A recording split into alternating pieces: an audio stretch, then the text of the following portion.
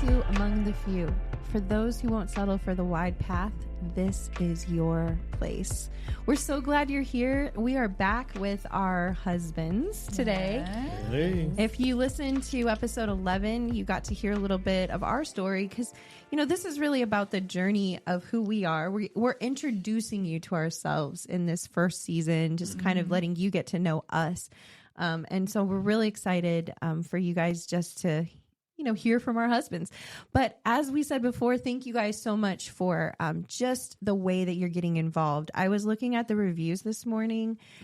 You're reviewing us on Spotify, Apple Music. Thank you.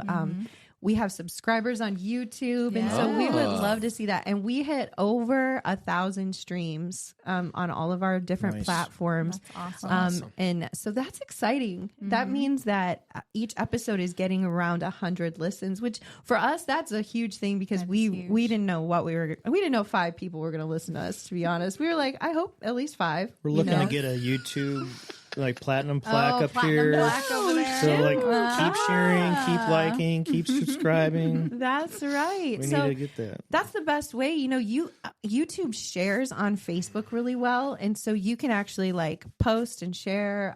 You can send it to your friends and family. If I like a podcast, sometimes I'll ask them, do you like to watch a podcast or do you like to listen to a podcast? And I'll send it to you either way. So just some fun ideas. But thank you guys. We are really, really loving that. It's so funny because when we give people shout outs, when we mention a name of somebody, like we said Jenny Brandy the other week, she was texting us that day oh my gosh, Yeah. I was on your podcast. And my brother and his wife are racking up points. Like I said, my family keeps track of who I mention. So they're all competing. It's fun. Anyways, we love you guys and thank you. Thank you so much. So today we're actually going to get into some deeper conversation about marriage because we know you guys want to hear that. I mean, we all do. We really need help. Marriage is the most incredible challenge of our lives. I mean, parenting definitely tracks with that. But as far as the way that the Bible it describes marriage is that the two become one flesh. And how do you become one when you're clearly not the same person? And that's our story. That's true. And I know you guys are not the same person. So today we're just really going to talk about some of the challenges that were there and really how do we lead our homes? What does it look like? So hopefully this is inspiring to you guys who are out there trying to navigate marriage and you want to do it on the narrow path. So I'm taking notes on what to look forward to when getting married. Or that. Yes. That's a good one. Take That's notes. a good one. Take Set notes. the bar high. Yeah. You know, don't settle. Gosh, that is, man, I'm so thankful I didn't. Yeah. Don't settle. Yeah. So we're just going to kind of start off. I just wanted to ask, kind of for the two of you guys, we can kind of work together in these conversations too. What does it look like to lead your home spiritually? What are the different ways you guys kind of lead or share that role? But also Jackie, when do you step back and know, okay, this is Ben's territory or when, and kind of give us some examples of that, what that looks like. I think, to start off a little bit, when we first got married, we were talking about this the other day. When we first got married, it was what did you say the first 6 months were? Oh, you were like cats and dogs. Yes, we were like We fought, cats and we dogs. fought like cats and dogs. It was like an explosion went off for the first 6 months of our marriage. And I think you were trying to conform me to your African traditions. Oh, yeah. Yeah, worldview. Yeah, that was a big one. He thought I should live, act, and work a certain way. And so that was a huge, huge one. And then finally about 6 months in, we're like, we can't do this. We can't be fighting each other constantly. And so really we started changing some things. I think one was big for you. I'll let you talk about that.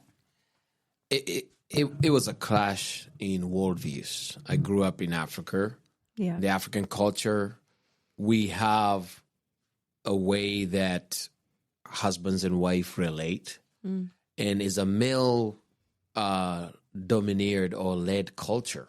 So it's almost like the man was always right most of the time, But now I cross over the ocean and I'm in United States, and I'm dating an American woman, and they just don't have the same worldview. They believe in respect, like mutual respect. Like, hey, let's come to the table and discuss these things. Yeah. Your opinion is not always the best. Could you? And I think it was that clash of worldviews that was, our values were the same. The biblical values, they were the same. Yeah. We believed the same thing. That's what brought us together. But the worldview was different. So that clash happened for some time. And then I began to realize, well, first of all, I'm in America. So she's never going to change because she's home. If there's someone that needed to change in the way I looked at life, it was me. Especially if I was planning on living here and that's the life God had ordained for me. So I began to really educate myself on, could they be there things I do not know? Because I had not lived in the United States for very long to really understand the whole cultural aspect of America. And that's when I began to really read books about thriving marriages, how you should conduct your marriages. I decided to invest in books that would train me as a man on how I ought to treat my wife as a Christian man. And that's really incredible, honestly. Yes. Yeah, Ben is a book reader as it is. And I remember you reading the 5 love languages. Oh yeah, that changed me. That changed a lot of things. Yeah, so you really dove into those books a lot, but there was this, for us, I still respect it. Like his parents' marriage is totally opposite than my parents' marriage. So I grew up, in this, a great home. My parents didn't have separate bank accounts. They always shared their money. Like my dad worked hard. His mom and dad growing up in Africa, very different culture, very different how they, operate themselves. They love each other and they're very committed in their marriage, and it's beautiful. It's just different than my parents. And so I think we clashed very much culturally at first. Yeah. But when it comes to the spiritual side of things, obviously Ben is the head of our home. And so he leads our home spiritually. He's the pioneer who gets up, and every Wednesday, the kids and him wake up at 5:45 and they have devotion together. All the kids before they go to school. They picked that time. They picked the time. I did not make them. They asked, you give me one, you discuss it and give me one time that you want to meet once a week. And they picked that time and they've been faithful to it. And I think it's awesome because I'm not part of that Bible study. It's Daddy and the kids. And so I think it makes a really special moment for them together. When it comes to spiritual leadership in our home, Ben and I mean, we're really strong individuals. And so if there's a decision that needs to be made, we collectively sit at the table and we'll discuss it. Yeah. I liked there was a question on the last episode that we didn't get to, but it said, is it important that your husband and wife, that you guys pray together? Ben and I never pray together. We never really sit down and pray, but we talk all the time, and we talk about things that eventually we're in agreement with. And then we go separately and pray in our prayer times about the things that we discussed. So we're very much in unity together about things. And we bring it to the table. We talk about a lot of things. When it comes to major spiritual decisions, Ben always trumps me because I know he's the leader of the home. Do you have anything you want to say about that? Like when it comes to hard decisions? Yeah. At the end of the day, from a biblical perspective, God did tell the man to lead, and you got to step up to the plate. There are 2 scenarios I'm going to give you biblically. Although Eve is the one who ate the fruit and took it to Adam, when it was time to hold both of them accountable, God came to Adam. Mm-hmm. Why? He was the leader. Even if you go to Ahab and Jezebel was acting out, killing prophets and all that. But when God came to town or sent a prophet, guess who they would talk to? Ahab, because he was the one that was supposed to be taking authority or having the leadership authority over his wife to question the things that he was doing, but he was not doing it. So even God judged the line of Ahab because that was the man. Right. So you find that biblically and from that perspective, I have to take on the responsibility of leadership from that angle, and also to listen very clearly to what is coming from Jackie, because she hears God, I hear God. She may hear God more clearly on certain issues than I do. Yeah. And so we have to bring that, but I have to facilitate that. And at the end of the day, sometimes she will look at me and says, honey, you got to make a decision here. And at that point, I am not, there's one thing, indecision is a decision. Indecisiveness is not good at all in any form of leadership, especially when you're leading your home. So I'd rather make a wrong decision because I can correct it later, but I have to make a decision. So yeah, but I don't ever feel like you're pounding me with the hammer. Like you definitely, before there is a final decision made, we've had a really good conversation about it, and we've almost come to an agreement.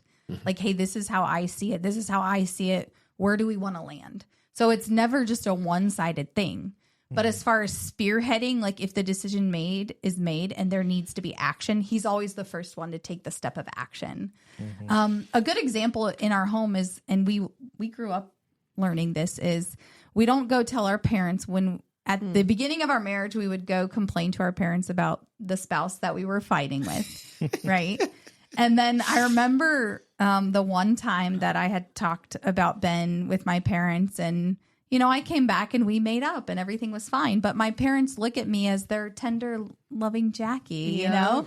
And so they're still mad at him.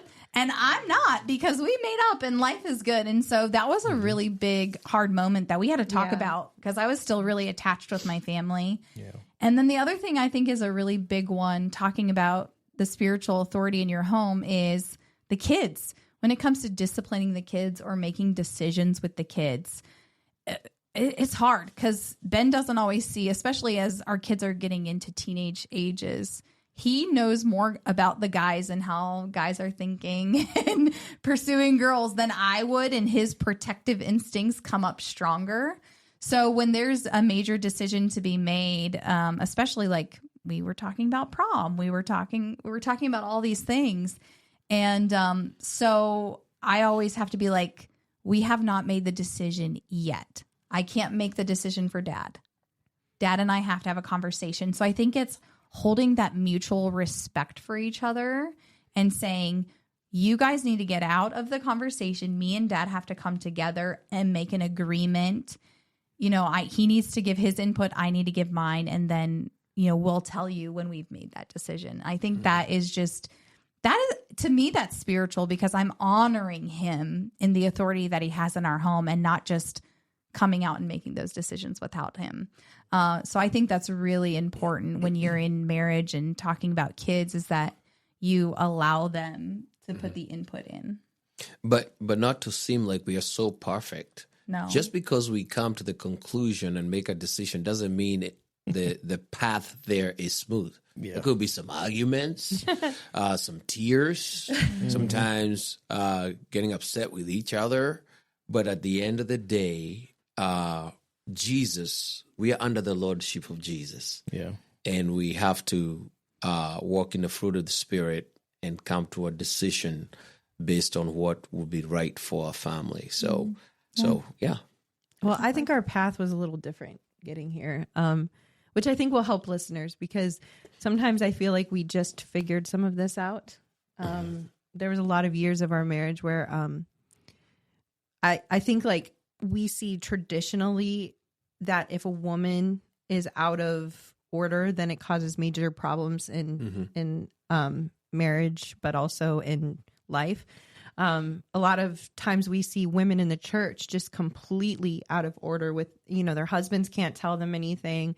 They're just causing problems and disruption. How many times is it a woman that can cause like major issues in a church? All throughout the Bible. A lot. Crazy stories the Jezebel all throughout the Bible. Yeah. But so we actually grew up kind of together in this area where I grew up in a household where my parents like gave us the ability kind of too much to speak our own minds, and I would get in their faces, and I had a lot of issues with authority, I would say, growing up, but a lot of that was a given permission in some ways, and other things I was just in pure rebellion because I actually had real things that God had to deal with me on. You know, obviously I've shared some of my testimony, but that actually came into our marriage. So because I had so many places of hurt in my young life that I hadn't had healed when we got married, if Joe tried to tell me something or take authority in some way, like I didn't know how to manage that. And so actually for like years, that was really problematic. And because I was the one who worked for the church and spent all the time studying the word and all those things, like I just studied more. I knew more about the word, like maybe not entirely, but like I talked about it all the time. And so I like, even when we had kids, like I would want him to lead and like, he wouldn't step into it, you know, step into those moments where I'm like, come on, like, you know, I don't know, like if you want to kind of throw something in, but like this was a huge struggle for us actually. Sure. I don't know. I think what I was resonating with was even just as leading the house is I think when you touched on it, Ben, is just like, what are you allowing to happen within the home? And I think I took more of the role of just protecting, not necessarily leading, but protecting, like when there was something negative or what I didn't feel was right, I would step in to say, no, we're not doing it like that. But a lot of times I would respond positively to like protection. Yeah. So in like diverting paths, maybe like say, we're not going to go down that path. We're not like, and so I would relinquish just for the sake of turmoil, you know, like not allowing turmoil within our marriage. I would relinquish some leadership as far as that goes. Like, and we, you know, the rockiness of finding that groove, and not feeling confident enough to lead. And then, however you felt to relinquish the control for me to lead. And so we kind of found our spot that we would be okay in, but like you said, up until recently, we haven't really, I feel like we're being now healthy completely and in the right roles where we are functioning the way God has called us to. And I really think it's been since we like took the senior pastor position in the church where it's been like, we're not doing this right. Yeah. You know what I mean? Like, not that we never knew that we weren't, but like, it was really hard to correct that course. And some of it was, again, like my immersion in ministry and he was an electrician. So like all day long, he's thinking about that and he's not spending the time with the Lord that I had. So then pride would come in and be like, well, how are you going to lead us if you don't even know what I'm talking about? Or you didn't even spend time with the Lord that way today or something. And that was a lot of our problem too, was like, I felt like I had been praying and praying and praying about something and then he wouldn't. Yeah. And the shift has been really that he knew he had to grow, right, and I had to sit down. Well, I think that's, I had to sit back. And I think that is like a Christianese mindset in a sense, because God didn't tell or relay the image of what a husband and wife look like based on spirituality. He just placed it in the sense of you are to lead your house. And the assumption is the spirituality is there, but it's more of just how the dynamics of each person like plays into it. And so you thought you were more spiritually fit to lead our house, and you probably were in one aspect, but even then it still didn't work because that's not the way God designed it to be. It wasn't working. And it's not even giving me the opportunity to rise to that challenge, because I mean, how many times have we seen this even very recently with people that ladies think they're way more spiritually minded than their husband is, because they can put in the time, or they have a more passion for it, or whatever, and their husbands are being just plowed over because they think they have the right to, because they're more spiritually mature. Well, but even there's though also, like, just to kind of interject, because I think this is important, is like in the absence of something, you'll fill it. Sure. Right. And so if as a woman, and I think this happens a lot in Christian homes, and this is why I think it's great we're talking about this. As a woman, if someone isn't out front leading, because Joe's just he's more of a background person in life. He'll kind of just sit in the background and he's okay. He doesn't need to be out front. But when it came to our home, like, I was begging for him to, like, come out front, and then he would only do it sometimes out of anger, and I'd be like, this isn't working. So, like, you can't just come and put, like, the hammer down when you want to, like, you got to lead. And so this is where the Lord really, like, took us on a journey of, like, me realizing the control issues I had because I was afraid that he wasn't going to lead us, that I was afraid something wasn't going to be done if I relinquished, and there was a lot of fear in me. And then him realizing, like, I have the ability to lead this family and I can do it, like, so but it took a lot of years, for us to get there. Yeah.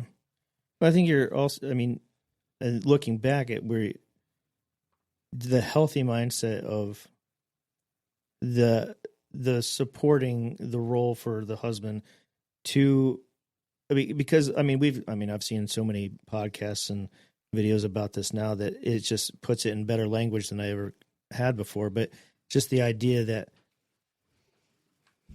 the wife has such a power with the encouragement and the support of the man to give him the wings, give him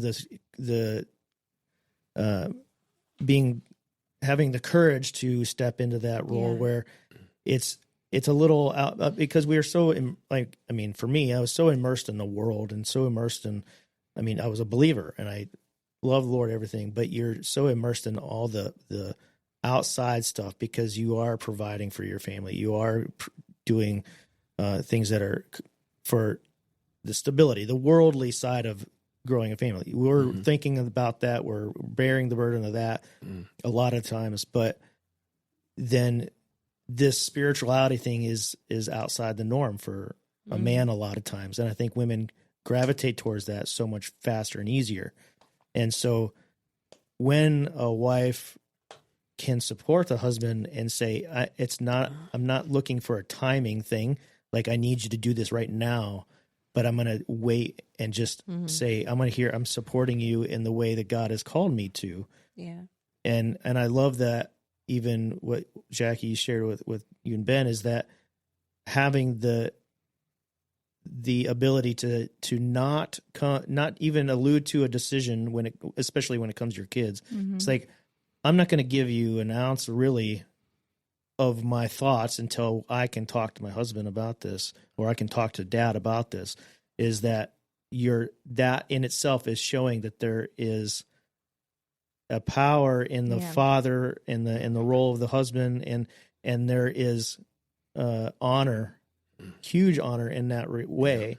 And I think that's our biggest way to support each other is like, no, there's nothing going to be done until I communicate with my spouse and have that and showing the honor. Well, now, yeah. When they were little, like, that was hard for us. The tendency for all of us is to do things at the moment it happens. Because I was home. We don't take patience to say, okay, this is okay. Yes, I need to stop you from touching the stove because it's hot. Right. But at the same time, like, now this is a disciplinary issue. This is a moral issue. This is a behavioral issue. We need to, like, pause this process. So until we can come together, have a discussion and decide together, and then giving space to allow the husband or, your spouse to rise to that place. And it's a lot of times we don't have the patience to allow that to happen.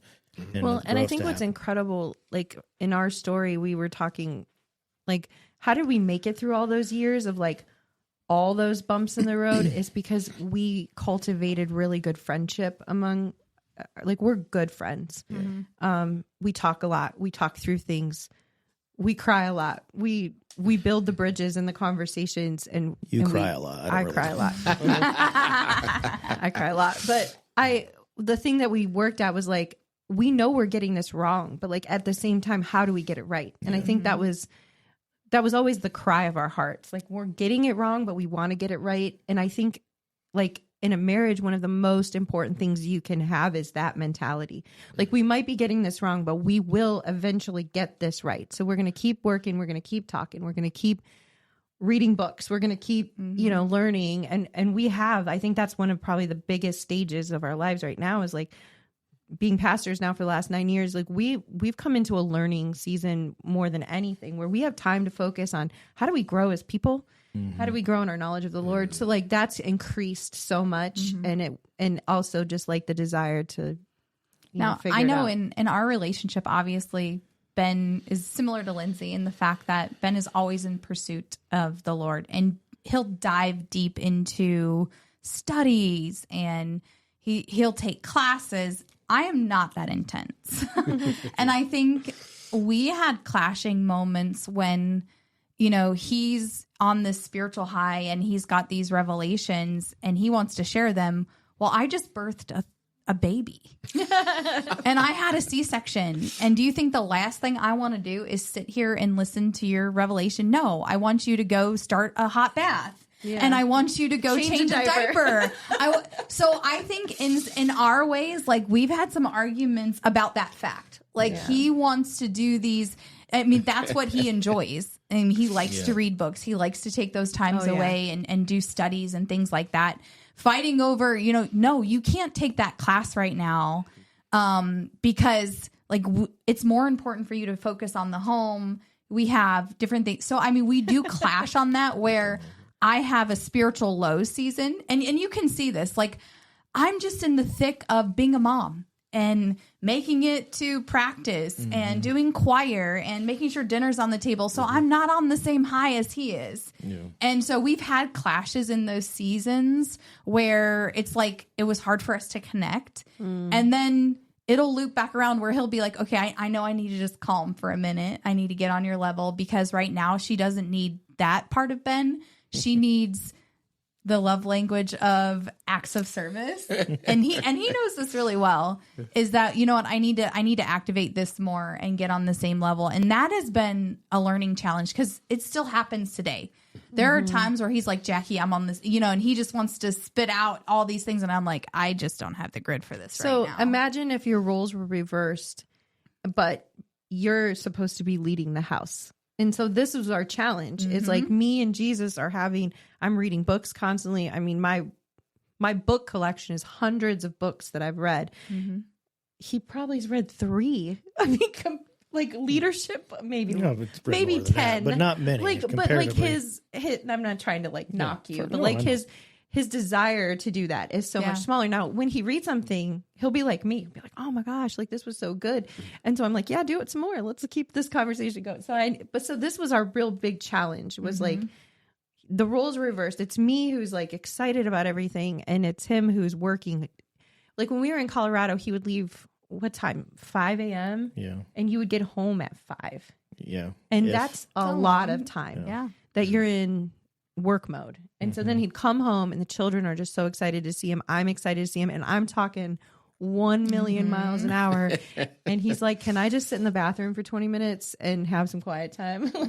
Showers were longer. Bathroom breaks were longer. Yeah. So it's a real reality to find, especially in life when seasons are changing, kids and growth and all of these things. Like the one thing that I constantly live with through the perspective of, marriage is a dying of two wills, and how can I serve that person? Because I love them so much. And believe me, as much as you love them, you can also not like them very much, and you don't want to serve them.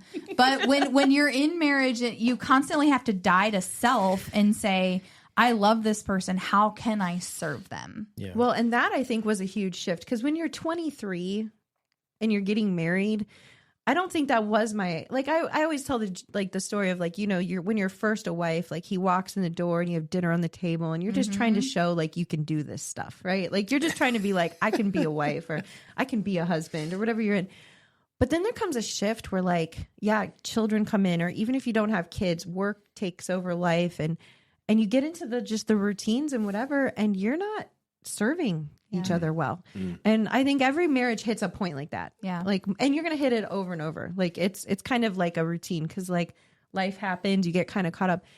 And so maybe this is a good question. This was not on our papers, but what is some ways that, like, you guys rekindle, like, when you feel a little separate and you're struggling a little bit to connect? Like, how do you guys, like, what are some of the things you do intentionally to bring that, like, fire, that passion, that love back into your relationship? Because I would say one of the things that, before I answer that, there's one thing, and I'm not saying I'm a perfect person, because I had to deal with stuff getting in marriage too, changing things.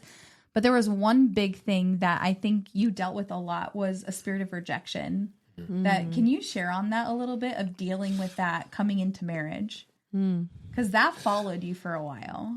Yeah, we all grow up. Sometimes you don't know what is plaguing you and what spirits have come from your ancestors that are still in your chasing after you. And when I got born again, there's some things that I found out there that I just couldn't understand why. Well, if I have found Jesus, why am I still struggling with this? Why do I still feel this when I deal with different individuals? Why do I feel this distance that I should not? And one of them was my dad. You know, I always kind of felt this distance, and I had to ask God, what's going on? He said, you need to forgive your dad. There's some ways you didn't approve of how he disciplined you, that you need to forgive him.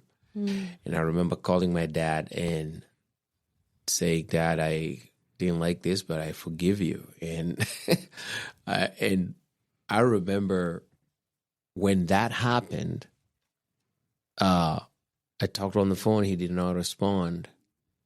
And my dad, are you still there? It's like, yeah. Okay, we'll talk later. Like, he didn't have an answer, a grid for that.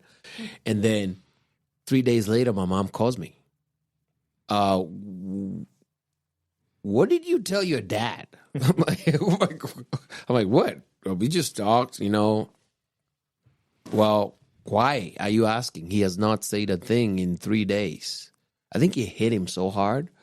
So I believe out of that, but I felt so free that I love my dad, and I had forgiven him, and that unforgiveness was not there. But because of that, there was this root of rejection that had developed over time.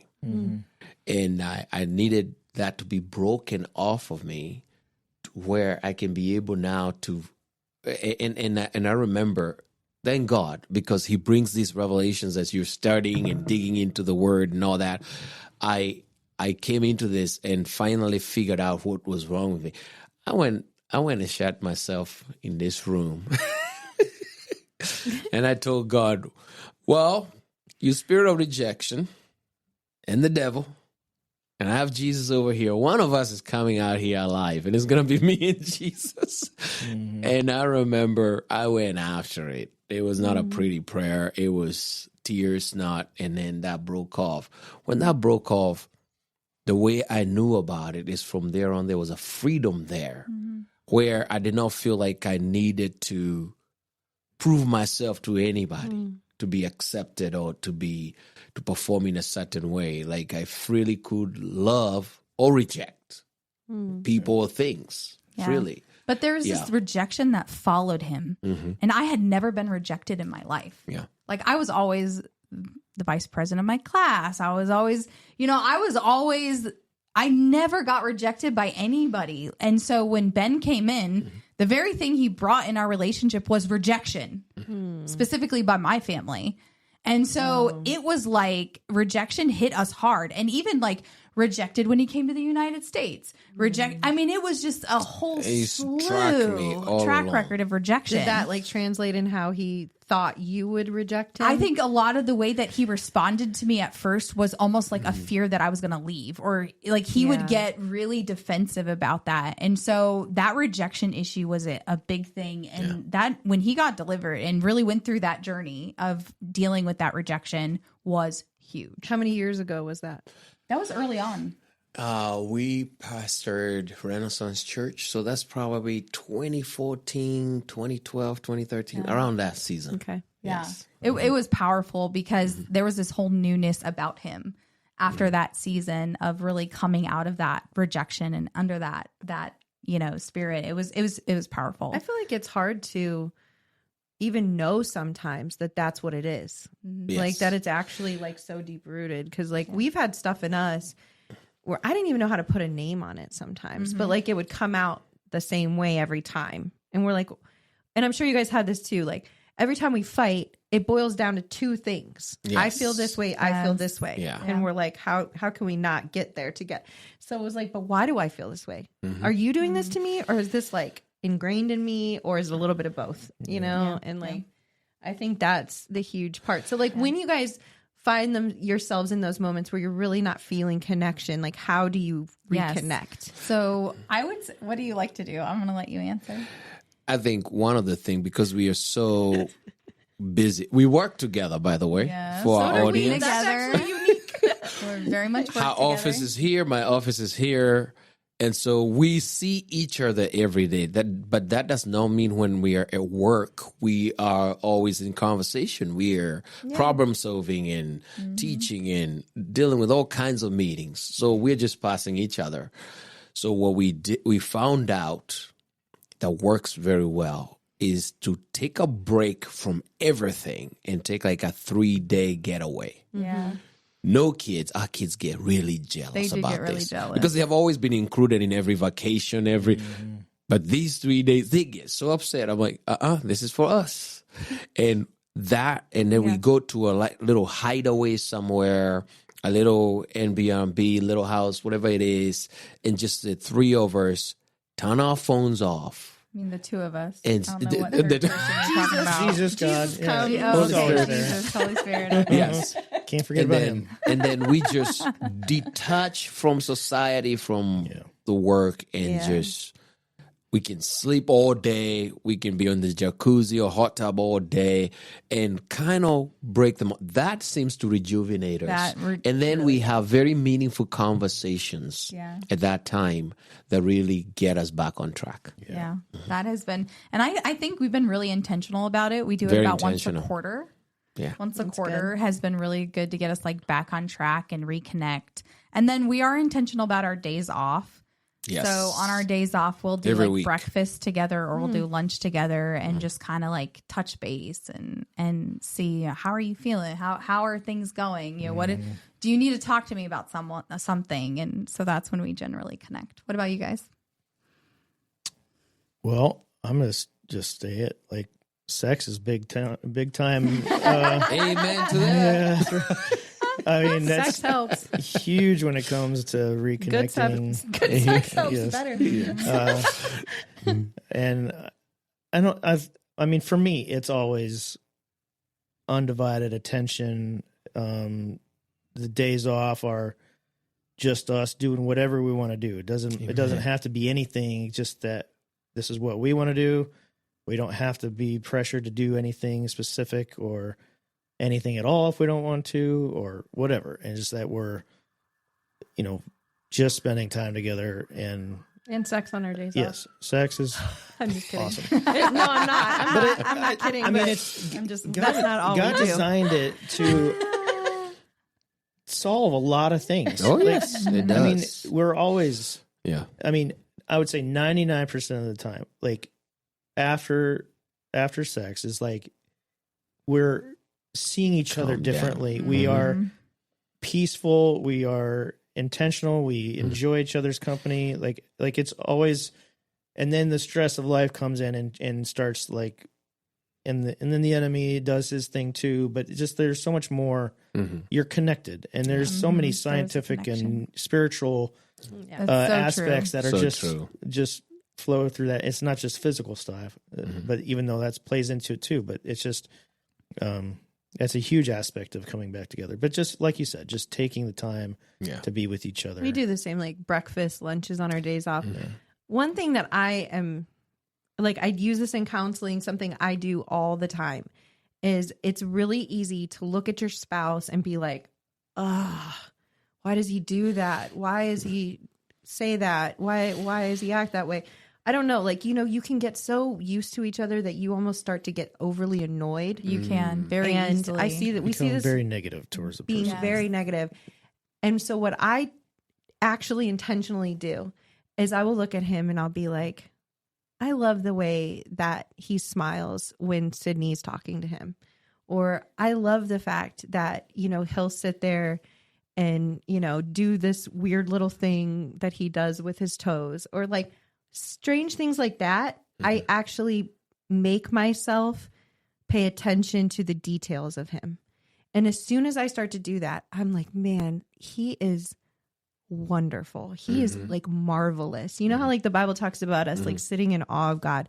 I'll sometimes do that just with him, like with Joe, not like in some worship way, but in a way that I'm like sometimes when he's leading worship, okay, or he does something truly remarkable, I'll just sit in that moment and be like, that's my husband. Like he's mine. And then like instantly I'm like, I have the best man in the world. And like, so I tell people all the time, like, your thought life is super important in your marriage. And so like direct your thoughts toward the positives and like settle into like who this person is. And like, yeah, we've gained weight. We don't look the same. I have gray hair. He doesn't have any hair. Like we're, life changes. Life changes big We've been time. married 23 years this summer. And I'm like, that's a long time to be with somebody. We were kids when we got married and we're grown up adults now. Like, but so we could focus on, I have a roll right here instead of I was so skinny and I had abs when we got married. But none of that stuff is actually, it's not helpful. But like, he still got it. Like, I'm like, hey, baby, you're still sexy. And he'll say that stuff to me too. And I'm like, thank you, because I don't feel it. Right. You don't feel it at all. But I'm so glad you still want to see me with my clothes off. Yeah. When I don't. Yeah. But but life changes that way. And like, so we have to focus on like the good. Yes. Good things. And I think that that's something that we struggle with because we had a lot of growing to do. Well, it's so much with the Bible, just saying, changing your perspective, Yeah. changing your attitude. We come in to the temple with thanksgiving and praise. Yes. Like we're And joy. changing our mindset to be of the good things and not the negative, not the world, the bad things. Like God's just, everything starts with your mindset. Everything starts with the way you approach something with your thoughts. So it's I like what you said, Lindsay, about taking in those little moments. I try to catch him off guard, usually when he's mad or he's frustrated about something. And I'll be like, I'll just touch his leg and be like, I really love you. And it just like settles the moment. Kind of deflates. It deflates things. I'm like, I'm not here to fight you. I just want you to know I love you. Even though there's a tense moment right now, we still love each other. We're one flesh. We're not enemies. We're not enemies. And I think that's a lot of times in marriage, you can just get in the mundane and then it's almost like you become enemies because you're disconnected. Yeah. But having that time, and he'll do this all the time. Send me a text. I love you, in the morning when he's, we do sweet texts too. Text, I think that helps. Yeah. Sexy text. Sometimes we'll be in the office next to each other and be like, hey, baby. And he'll be like, hey. Or like, when are you getting home? Emojis, fun little things. You got to keep it spicy and fun. And what are you wearing? Yeah. He's like, a hoodie. I'm like, nice. But I do think sex does solve a lot of things. It de-stresses. If you don't flirt with each other, yes, you are missing out, and you are in the wrong mindset. You gotta true. You got to flirt with each other. You got to have fun. And I think a lot of couples don't have fun. They don't. Yeah. I think there's a lot of people You guys have done marriage who are... counseling. We do it most of the time. They're not having sex. They're not having fun.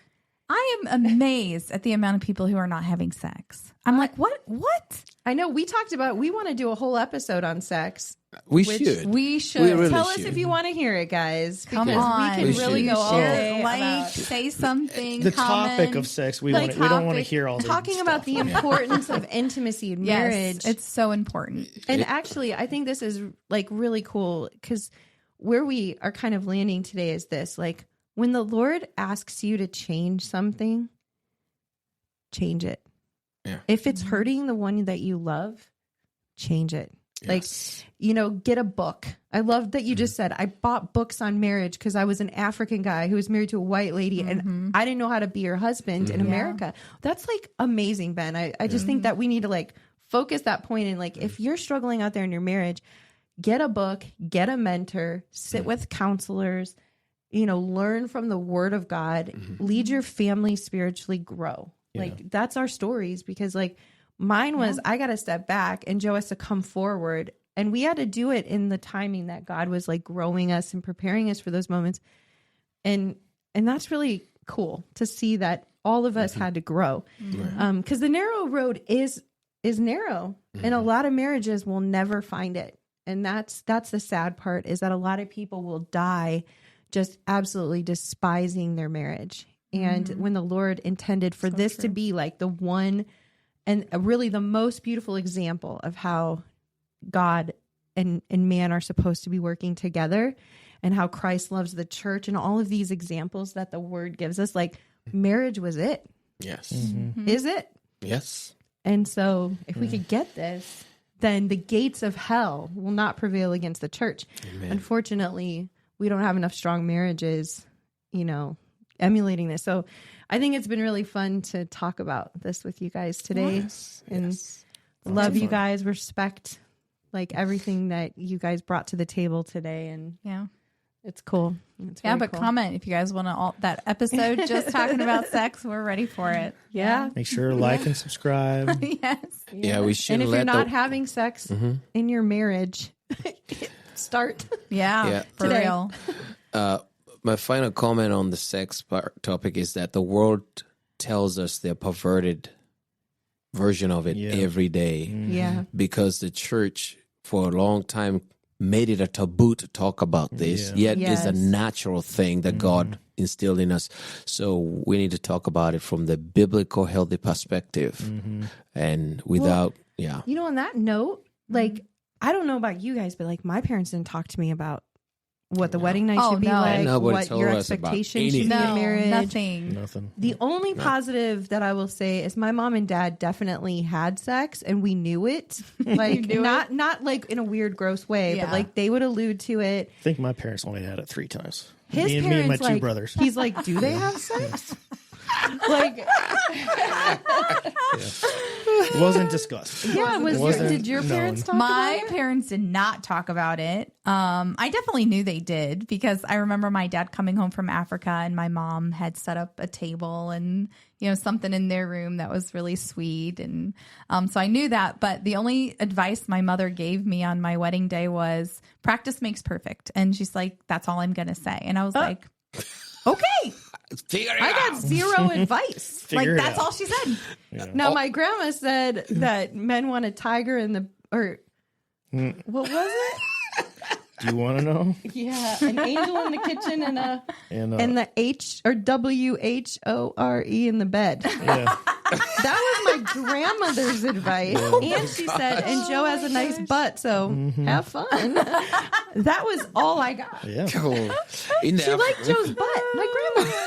That is I do have a nice butt. What about you, Ben? Was that talking in about? the African culture, it was a taboo to Major mention taboo. anything like that. And then I came into the church, and it was a taboo. All I heard in the church is, you should not have sex before marriage. You should not have sex before. No.